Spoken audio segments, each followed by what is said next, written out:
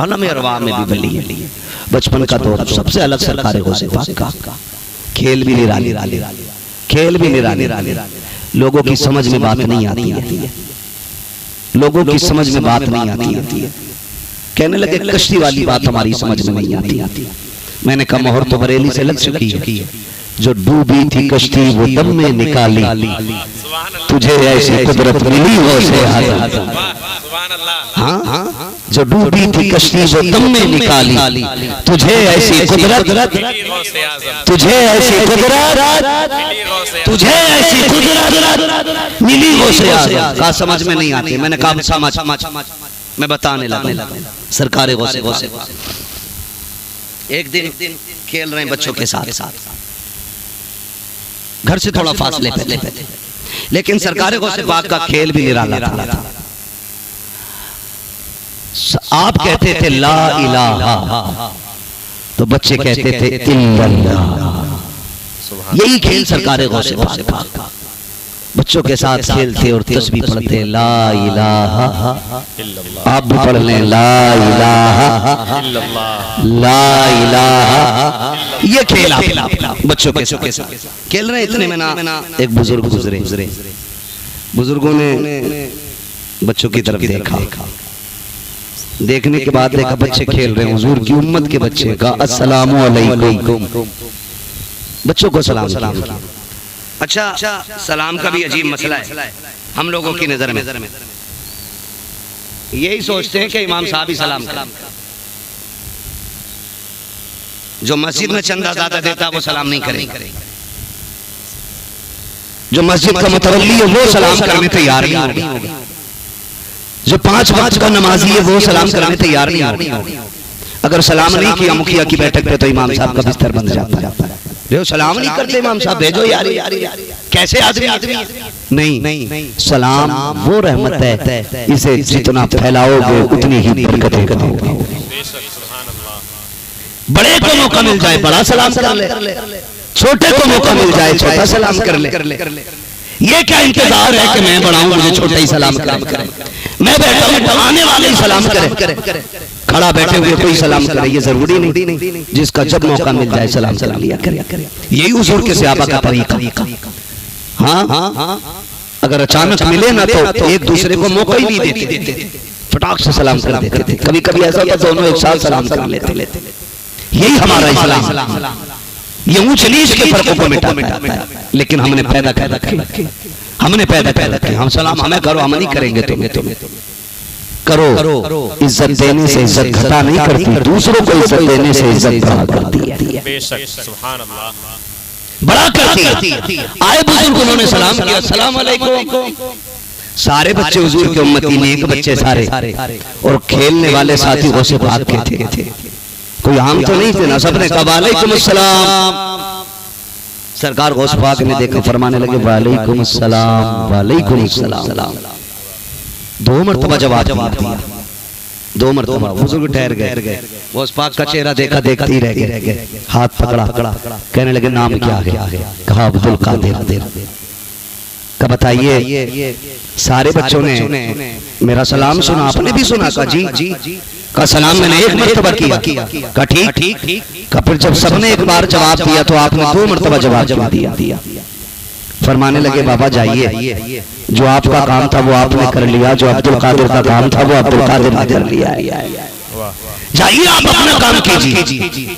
वो ठहर गए, समझ गए इसमें कोई ना कोई राज है। बात बड़े की बच्चा बात होगी कोई ना कोई। कहने लगे बेटे उस वक्त तक नहीं जाऊंगा जब तक बताओगे राज क्या है। आपने पूरा हाथ छुड़ाया, कहा जाइए ना आप अपना काम करें, मुझे मेरा काम करने दें। वो बुजुर्ग कहने लगे बताओ बेटे काम क्या, बात क्या?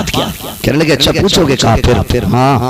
तो हाथ पकड़ा, एक टीले पे लेके आए और वहां खड़े होकर कहने लगे अपने घर की तरफ देख के, कहने लगे वो हवेली नजर आ रही, वो हवेली नजर आ रही है? उन्होंने देखा, कहने लगे हाँ दिख तो रही है।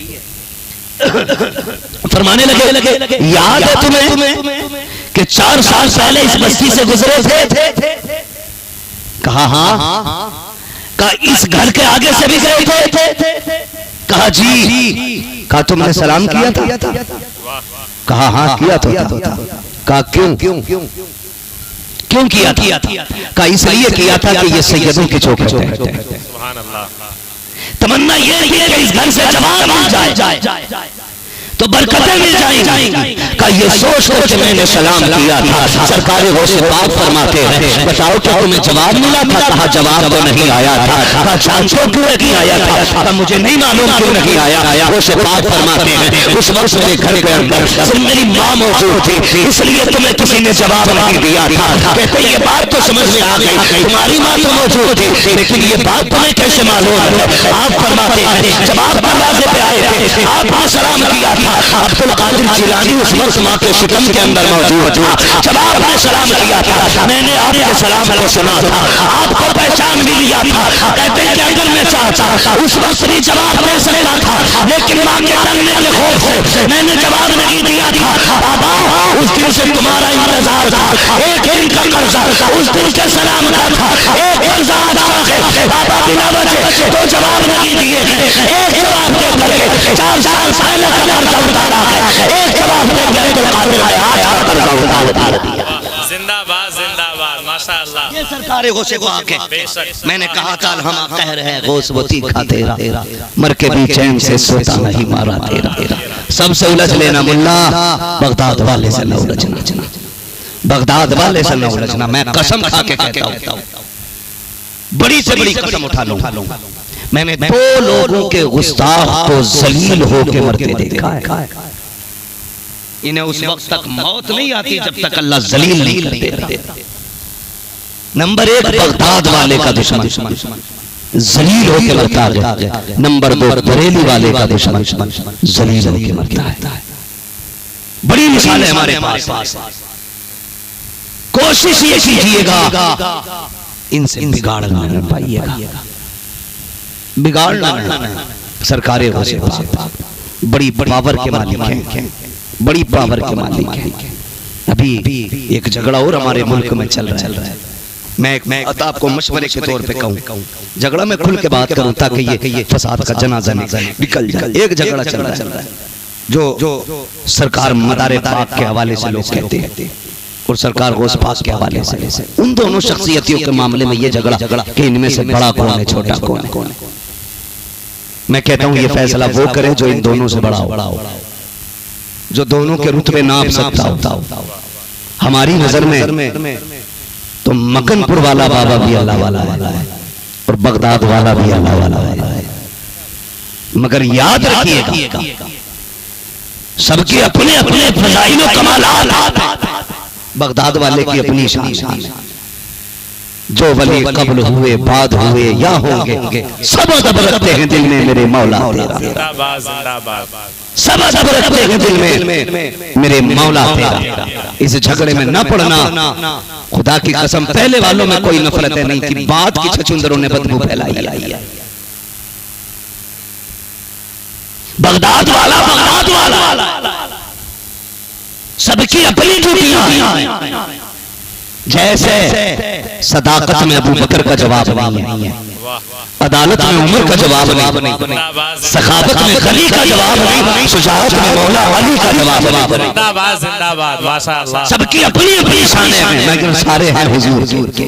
बेशक सारे हुजूर के ही हैं। तो ये जंग में ना आना कभी कि मैं उनको नहीं उन्हीं को मानूं, उनको नहीं उन्हीं को मानूंगा। बड़ी शान अपने बगदाद वाले को अता की। लोगों एक वजीफा है जिसके घर में बरकत ना होना उस पर तंग दस्ती आके अपने खेमे लगा गई है उसके घर में। तो एक सीधी सी बात याद रखना, बगदाद वाले की 11वीं करनी शुरू कर दो, अल्लाह बरकतों के दरवाजे खोल देता है। ये सबसे बड़ा वजीफा है और जितने लोगों ने इस पे अमल किया फरमाया गया 11वीं करना, ना कभी तंगदस्त होके मरोगे और ना कभी जलील होके मरोगे। 11वीं वाले फराग दस्त होके मरते हैं और इज्जत और शान और शौकत के साथ मरा करते हैं। इसलिए ये बहुत बड़ा वजीफा बगदाद वाले की 11वीं का है। और 11वीं का मतलब ये नहीं है, कई रवैये भी बड़े अलग है, तरीके भी अलग है। कई जगह ना गांव 11वीं का ऐलान भी होता है ना, इकट्ठे भी होते पैसे। कई जगह पे लोग तो 11वीं आती है तो 11 ही रुपए निकाल के ना बताशे बांटता है। कितने कितने निकालते हैं? बोलो यार कितने? 11 रुपए। क्यों? ये किसी मसले में लिखा है कि 11 रुपए से 1 रुपया ज्यादा नहीं होना चाहिए कि नहीं वो 11 जो है निस्बत 11वीं की। मैंने कहा 1100 भी तो 11वीं की निस्बत है, 11,000 भी तो 11वीं की निस्बत है, 11 लाख भी तो 11वीं की निस्बत है। 5 रुपए निकाल के 11 रुपए कहता है हर महीने 11वीं करता हूँ जी, बड़ा कर हमें वो कह रहा है फिर भी मुसीबत में हूँ मैं 11वीं तो करता हूँ। तेरी जेब पर नजर है बगदाद वाले की, उन्हें पता है जेब में 1100 पड़े थे लेकिन 11 ही निकाले इसने। हस्बे हैसियत 11वीं कर, अगर तेरी औकात 11 से ज्यादा की नहीं है तो 11 रुपए की कर, और 1100 की है तो फिर 1100 की कर। अगर रब ने दौलत से नवाजा है तो 11,000 की कर। अल्लाह ने और तुझे बरकत दी है तो 1100 मुसलमानों को उनके बगदाद वालों का लंगर खिला। फिर देख अल्लाह कितनी बरकत अता फरमाता है। लेकिन बचने के रास्ते ढूंढते 11 रुपए देगा, 11 ही देगा, 12वीं में 12 ही देगा, 1100 भी दे लिया करो, 11,000 भी लगा लिया करो। उनके नाम पे कंजूसी, मगर देख रहे अपने उन्हें कितना सखी बनाया, कितना सखी। बगदाद वाले आप इत्तेफाक से कहीं जा रहे, दरिया पार करना कश्ती के जरिए आप दरिया के किनारे पहुंचे ना तो एक शख्स रो रहा, फटे हाल, पुराने कपड़े, आपने हाथ पकड़ा, कहने लगे यार रो क्यों रहा? उसने कहा गरीब हूं, पार जाना है लेकिन कश्ती वाला जो है ना ये बिना किराए के पार नहीं कर रहा है, पार नहीं कर रहा है, वहीं रुक गए वो से पार। शागिर्द को हुक्म दिया जल्दी दौड़, मेरे ऑफिस में जा, मेरे दफ्तर में जा, मेरी खानकाह में जा, मेरे मकतब मेरे मदरसे में जा, और वहां से सोने के सिक्कों की थैली उठा के ला, दौड़ करके एक थैली भरी सोने के सिक्कों की आपने कश्ती वाले के हवाले की। फरमाने लगे सुन, आज के बाद कोई भी गरीब आए ना उसे किराए की वजह से धक्का न देना, ये सारे पैसे रख ले। आज के बाद जो भी गरीब आए उसे अब्दुल कादिर जिलानी के पैसे से दरिया पार करते रहे। इतना करम करते हैं वो कमजोरों पे, इतना रहम करते हैं वो कमजोरों पे। तो बगदाद वाले के मानने वालों पर लाजिम नहीं है वो कमजोरों का ख्याल करें। अगर कोई तंगदस्त नजर आए, कमजोर नजर आए तो बगदाद वाले के नाम पे उसे कपड़े बना दिया करो, कपड़े बना दिया करो। हम तो खुल के कहते हैं बात, खुल के कहते हैं। बजाय 11,000 की चादर चढ़ाने के ना 11,000 के थोड़े लो, और मजार वाले के कदमों में जाके कहना मैं चादर नहीं लेके आया हूं, मैं तेरे नाम के 11 जोड़े लेके आया हूं। ये तेरी तरफ से बेवा और गरीबों के लिए जा रहे हैं। खुदा की कसम इस चादर से ज्यादा मजार वाला भी राजी हो जाएगा, मदीने वाला मुस्तफा भी राजी हो जाएगा। ये काम करने की कोशिश करें, जो जरूरी काम है वो करें। तो मैं यार कर रहा था सरकार से बचपन में भी वली है, जवानी में भी वली है, रब ने इतना बड़ा वली बनाया कि कसमें दे दे के खिलाता है पिलाता है तुझे। प्यारा अल्लाह तेरा, चाहने वाला तेरा। किसी के नाज इतने उठे हो बताओ, किसी के नखरे ऐसे हो तो बताओ, मगर जानते हो सरकार गौसे पाक 40 साल इशा के वजू से फजर की नमाज पढ़ने वाली जात है, 40 साल पैर पे कुरान पूरा पढ़ने वाली जात है। उसी जात को सरकार गौसे पाक कहा जाता है। कहते हैं दरस्तुल इल्म हत्ता सिरतु कुतबा, मैंने इतना इल्म सीखा कि अल्लाह ने मुझे कुतुब बना डाला। और ये इल्म जिसे आज लोग कहते हैं फकीरों की तालीम, गरीबों की तालीम, खुदा की कसम यही अमीरों की तालीम। बेशक हक है। इल्म दीन सीखने के लिए जितने दुख उठाने पड़े उठाएं, जितनी तकलीफें उठानी पड़े उठाएं, इसलिए कि इल्म दीन अल्लाह की बहुत बड़ी नेमत है, बहुत बड़ी नेमत अल्लाह की। सरकार गौसे पाक फरमाते मैं घर से चलने लगा, वालिद का इंतकाल हो गया, उम्र 14 साल हुई, इब्तिदाई तालीम घर हासिल की। मैं घर से चलने लगा, मेरी माँ ने मेरा हाथ पकड़ा, अब्दुल कादिर जी अम्मी परदेश जा रहे हो? फिर कहा मेरी दुआएं तुम्हारे साथ हैं। पूरी तैयारी के बाद बता रहा हूँ, मेरी दुआएं तुम्हारे साथ हैं, लेकिन हाथ पे हाथ रखा। अम्मी क्या करना है? एक वादा लेना है, माँ हो तो ऐसी होनी चाहिए। एक वादा लेना है। अम्मी क्या वादा का? हाथ में माँ ने हाथ पकड़ के कहा अब्दुल कादिर वादा कर कभी झूठ नहीं बोलेगा, कभी झूठ नहीं बोलेगा। सरकारे वैसे पाक आंख में आंसू आ गए। माँ गर्दन कट जाएगी लेकिन अब्दुल कादिर कभी वादा नहीं तोड़ेगा, वादा नहीं तोड़ेगा। घर से निकले सब जानते, सबको पता है डाकुओं ने रोका, लूटा, सब कुछ किया। आखिर में सरदार ने कहा सबका ले लिया, तो कहा हाँ सबका मिल गया, लेकिन एक बच्चे के पास है मिल नहीं रहा और वो कह रहा है उसके पास। डाकुओं के सरदार ने कहा बुला के लाओ। उस पाक तशरीफ लाए, कुछ बताना मकसद है, सिर्फ गौर से सुनना। आ गए। डाकुओं का सरदार कहता बच्चे क्या है? सुनाए तुम पे कुछ है? कहने लगे हाँ है ना। कहा क्या? का सोने की 40 अशरफियां मेरे पास है। सोने के 40 सिक्के है किधर? का मेरी सदरी में रख के मेरी माँ ने सिल दिए। कहते हैं जरा दिखाओ तो सही। जब बंद तोड़े गए तो सिक्के खन खन गिरे, सिक्के गिरे खड़े। जब सिक्के गिरे ना तो डाकुओं का सरदार सर पकड़ के कहने लगा बच्चे झूठ बोल देता तो बच जाते, तूने झूठ नहीं बोला। कहने लगे मैं घर से चला था, मेरी माँ ने वादा लिया था कि झूठ नहीं बोलना। रुक के यही बात कहना चाहता हूं, बेटा अब्दुल कादिर जिलानी जिसके ठोकरों से मुर्दे जिंदा होते, जिसके इशारों पर मुर्दे जिंदा हो जाते, ये अजमत वाला बेटा। लेकिन माँ होती है, माँ हुआ करती थी। कहते मेरी माँ ने कहा था झूठ नहीं बोलना, इसलिए मैंने झूठ नहीं बोला।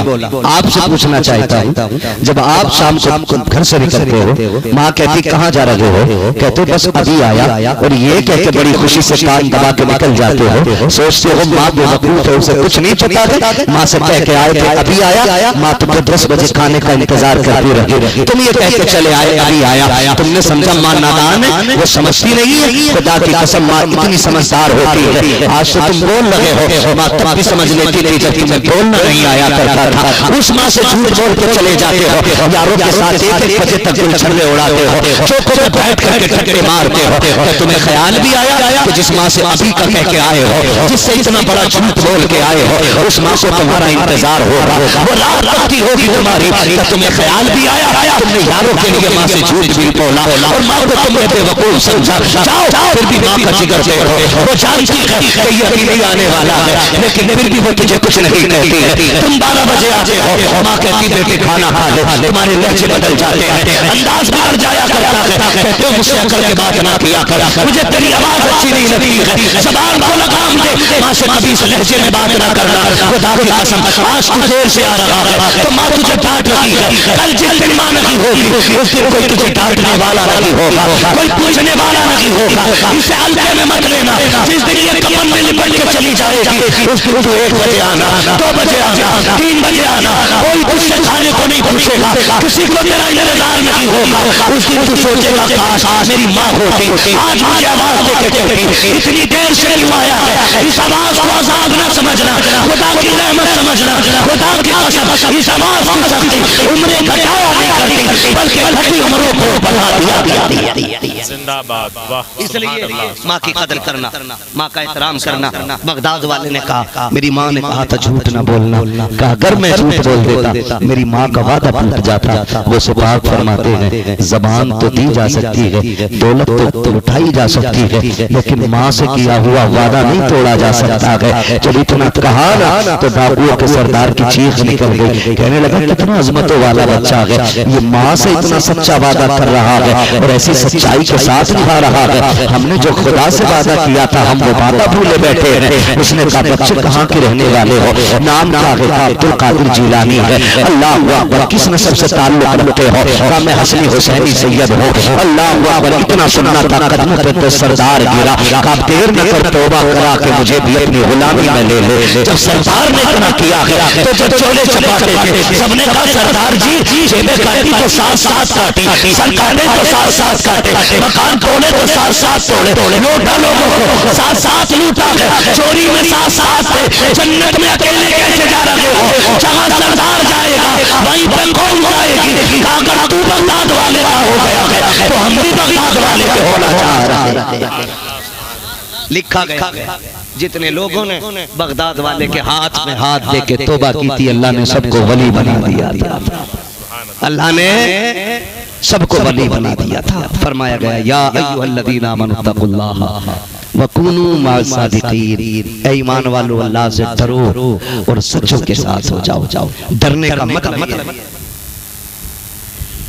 मतलब ये है रोजी हलाल रखें, अल्लाह की नाफरमानी ना करें, रब रसूल को नाराज ना करें, लुक़मे कम खा ले, आधी भूख खाना खाएं, लेकिन हलाल खाने की कोशिश करें, हलाल खाने की कोशिश करें।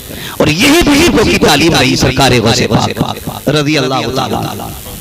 पूरे जमाने में चर्चा, दुनिया में चर्चा था आपका। और खुदा की कसम फरमाते हैं ना, कई बार ना लोग कहते हैं कि ये तकरीरें क्या हैं, ये जलसे क्या हैं, तो मैं चैलेंज के साथ कहता हूँ, सुने बगदाद वालों से पूछो ये जलसे क्या हैं, ये तकरीरें क्या हैं। फरमाते मैं सिर्फ दरसगाह में दीन की खिदमत करता था। एक दिन सोया तो ख्वाब में मेरे नाना तशरीफ लाए, फरमाने लगे अब्दुल कादिर तकरीर किया करो। मैंने कहा हुजूर मुझे तकरीर ही नहीं आती है। फरमाते ज़बान खोलो, कहते हुजूर ने 7 मरतबा लुआब मेरे मुंह में डाला। बोले सुभान अल्लाह। 7 मरतबा लुआब मेरे मुंह में डाला। कहते अगली रात मेरे बाबा मौलाए कायनात आए, उन्होंने 6 मरतबा मेरे मुंह में लुआब डाला। मैंने कहा अब्बा जी नाना ने 7 मरतबा लुआब डाला, आप 6 मरतबा डाल रहे हैं। कहने लगे बेटे नबी है, अली है, नबी है, अली है, अली हुजूर के लुआब की गिनती में भी बराबरी नहीं कर सकता है, वो गिनती में भी बराबरी नहीं कर सकता। ये चूड़ा चमार कहता है मेरी तरह, अली कहते हैं मैं गिनती में भी बराबर नहीं, गिनती में भी बराबर नहीं कर सकता। हुजूर ने 7 मरतबा डाला, बेटे मैं 6 मरतबा डाल रहा हूँ। फरमाते हैं उस लुआब की बरकत है कि जब अब्दुल कादिर तकरीर करता है ना तो लाखों का मजमा होता है। और जबान की तासीर ये होती है कि हजारों लोग तो मुर्दा महफिल से निकला करते थे। ये खशियत इलाही। और कमाल ये था कोई माइक का दौर नहीं, साउंड का दौर नहीं, ठीक है। जितनी आवाज आगे वाले को पहुंचती थी उतनी ही आवाज पीछे वाले को पहुंचा करती थी। आज 1000-2000 का मजमा होता है तो माइक से भी आवाज सलामत नहीं जाती। उनकी महफिल में लाखों लोग आके बैठते थे। ये करामत थी बगदाद वाले की, जितनी आवाज आगे वाले को जाती थी उतनी ही आवाज पीछे वाले को जाया करती थी। ये सरकार को से का कमाल। अगर करामत बयान करें बड़ा वक्त लगेगा, बस इतना समझ लें। सरकार को से मैंने कहा लुक में हला। बगदाद में आप रहते थे ना तो हर दौर में अच्छे और बुरे सारे लोग रहते हैं ना। आला हजरत ने तो बात ही खत्म कर दी। कहते हैं एक तरफ आदाए दी, एक तरफ आदाए दी, एक तरफ है हासिदी। बंदा है तन्हा शाह तुम पे करोड़ों। ये रहा है हर दौर। जो लोग काम करते हैं उनकी टांग खींची जाती है। जुए के अड्डे चलाने वालों की कोई टांग नहीं खींचता, शराब की दुकान करने वालों कोई टांग नहीं खींचता। जहां मौलाना ने मकतब खोला टांग खींचना शुरू, जहां मदरसे की बुनियाद पड़ी टांग खींचना शुरू। ये ना किया करे, जो नेक काम किया करे आप इसकी ताकत बन जाया, आप उसकी हिम्मत बन जाया। सरकारों के दौर में ना एक गवैया था, सुर अच्छे निकालता था, सुर अच्छे निकालता था, गाने गाता था। सरकार को उस पाक ने फरमाया सुन भाई तू गाने गाता तुझे पैसे मिलते हैं, ये गानों की कमाई हराम है, गाने ना गाया कर। तो उसने मालूम है क्या रिएक्शन किया? उसने कहा कि अब्दुल कादिर को मेरी कमाई से जलन है, ये चिढ़ते हैं इसलिए मुझे मना करते हैं, इसलिए मेरी कमाई को हराम कहते हैं। वो गली गली सरकार को बुरा कहता था। मतलब ये नहीं कमजोर थे, मतलब ये था करीम इब्ने करीम की आखिरी सांस तक मौका दे रहे, आखिरी लम्हे बुराई करता रहा। आप फरमाते थे देख हराम है ना किया कर। हुआ यूं कि जब तक गले में ताकत रही, बच्चों को पैसे लाके देता रहा, उसके घर में बड़ी इज्जत रही। दुनिया बड़ी मतलबी, इसे जब तक कमा के दोगे तो सर पे रखेगी। जिस दिन तुमसे मतलब खत्म ठोकरों में भी नहीं रखेगी, रास्ते से ही हटा देगी तुम्हें, हटा ठुकरा दिए जाओ। पैसे कमाता रहा, औलाद बड़ी खिदमत करती रही, लेकिन उम्र गुजरी, ये दौर कब तक, ये शोर कब तक, ये ताकत और ये जोर कब तक, सारा ही खत्म। लहजे टूटने लगे, सांसें फूलने लगी, अब होठ कांपने लगे, अब उस रंग में गा नहीं पाता था। लोगों ने सुनना बंद कर दिया, क्योंकि लोग जो आशिक थे उसके नहीं थे, उसकी मधुरी आवाज के थे। लोगों ने सुनना बंद कर दिया, कमाई खत्म। जब कमाई खत्म, औलाद ने ठुकरा दिया। जब औलाद ने ठुकराया तो भाई जब अपने भी ठुकराते थे तो पराए का सीने से लगाते। फिर दिन इतनी गुर्बत के आगे कि बदन पे एक जोड़ी कपड़ा रह गया, और वो भी इतना मैला कि उसे धुलने का भी मौका नहीं। मक्खियां भिड़कने लगी, बीमार रहने लगा। पूरा बगदाद इसलिए नफरत करता था क्योंकि ये बगदाद वाले पीर को बुरा कहता था, इसलिए कोई उसे मुंह लगाने तैयार नहीं था। लोग कहते थे देखो आ गया अंजाम, इसने बगदाद वाले को बुरा कहा। खैर यूं नहीं लगाते थे, अपनों ने यूं ठुकरा दिया था कि लालच खत्म हो गया। जब ये नाउम्मीद और मायूस हो गया, इसने सोचा बगदाद वाले इतनी नफरत करते हैं, अगर मैं मर गया ना तो कोई मेरे जनाजे को काबा तक नहीं देने आएगा, कोई मुझे उठा के कब्रिस्तान में लेके जाएगा, कहो तो लाश सड़ती रखे, कोई पूछने वाला नहीं होगा। ये सोच कर इसने सोचा क्यों ना कब्रिस्तान चलते हैं, वहीं पड़े रहेंगे, आखिरी लम्हे हैं, वहीं जान के मर जाएंगे, कोई कांटा ना भी देगा, तब भी कब्रिस्तान में पड़े रहेंगे। ये सोच के कब्रिस्तान जाके बैठ गया। इत्तेफाक से सरकार वो सवाब का गुजर हुआ। आप इसको बैठे हुए पीछे से देखा, समझ गए यार ये तो बड़ी कवैया लगता है। हालात क्या हो गए हैं इसके, कपड़े कैसे हैं, आज मक्खियां भिनक रही है। कमजोरी का आलम ये है कि मक्खियां नहीं उड़ा पा रहा है। तेजी से अपने खानकाह में आए, शागिर्दों को तरस दे रहे हैं। आपने सोने के सिक्के लिए और बुलाया शागिर्द को, सोने करीब बैठा है कब्रिस्तान में, ये पैसे लेकर के चला जा और उसको जाके दे दे। अगर ये पूछे किसने दिया है तो नाम ना बता देना, चुपके से उसकी गोद में रख के आ जाना। अल्लाह अकबर, ये बगदाद वाले हैं। आज किसी गरीब टुकड़े देते भी हैं तो कैमरे के आगे लाके दलील किया जाता है, दीवारें सर पे चादर डाली जाती है, उससे पहले उसको सोशल मीडिया पर रुस्वा किया जाता है। देखो तो सही, आज देखो सही, इज्तिमाई निकाह खालियां हो रही है, कितने अखबारात में फोटो शाये किए जाते हैं, इज्तिमाई निकाह हो रहा है। अखबारों में आने वाले फोटो देखो, किसी दूल्हा के चेहरे से ऐसा नहीं लगता कि फोटो खींचते वक्त वो दूल्हा लग रहा हो, ऐसा लगता है किसी मुर्दार का फोटो खींचा गया है।